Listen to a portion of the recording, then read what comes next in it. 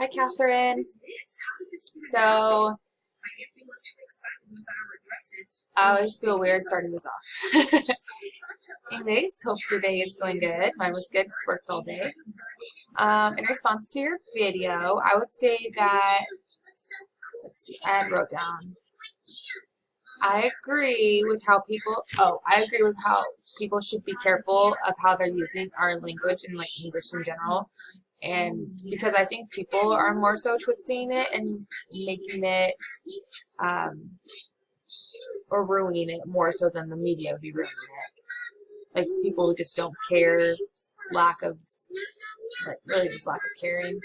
I do also think that we all need to work together as well to hold the integrity of our language.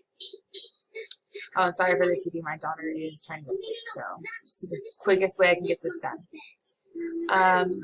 Second, you had mentioned that you were confused with myth number 4. I was too, to be honest. I kind of got the same thing out of it that you did.